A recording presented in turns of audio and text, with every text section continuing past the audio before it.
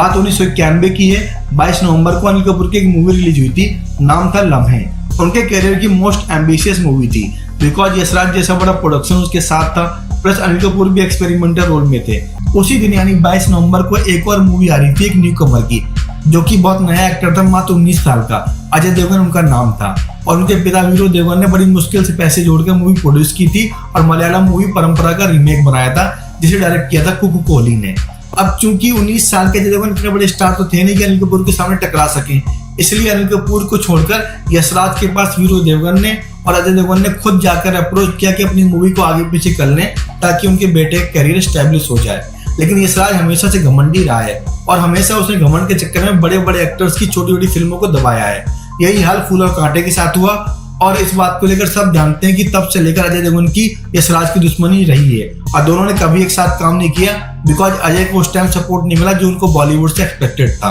बहरहाल अजय ने दांव खेला, अपनी मूवी 22 नवंबर को ही रिलीज की, जिस दिन लम्हे आई। हालांकि इसका मजेदार किस्सा ये है कि जब मूवी का प्रीमियर चल रहा था तब सब बड़े बड़े एक्टर यशराज की मूवी के प्रीमियर में गए थे, बिकॉज लम्हे बहुत बड़ी मूवी थी, जो कि फूल और कांटे में मधु नई एक्ट्रेस थी, अजय देवगन बहुत नए डेब्यू एक्टर थे, अमरीश पुरी सिर्फ एक एस्टेब्लिश एक्टर थे।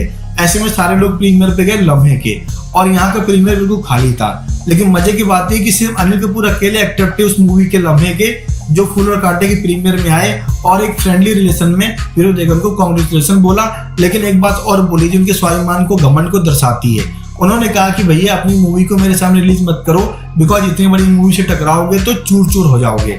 हो सकता है अनिल कपूर ने ये बात बहुत ही पॉजिटिव नोट में कही हो, लेकिन जिस तरीके से तब कही तब उनको बहुत बुरा लगा, बिकॉज एक तरफ यश चोपड़ा ने सपोर्ट नहीं किया और दूसरा अनिल कपूर ने इस तरह का टोन मारा। उनको लगा अब तो अपनी पावर दिखानी पड़ेगी, बिकॉज जो परंपरा का रीमेक था फूल और कांटे, उसके सब्जेक्ट को लेकर बहुत कॉन्फिडेंट थे वीरू देवगन और कुकू कोहली। फूल और कांटे उस साल की सबसे बड़ी म्यूजिकल ब्लॉकबस्टर साबित हुई और लम्हे हो गई सुपर फ्लॉप। हालांकि लम्हे ने बाद में धीरे धीरे कल्ट हिट का स्टेटस पा लिया, लेकिन फूल और कांटे ऑल टाइम हिट मानी जाती है।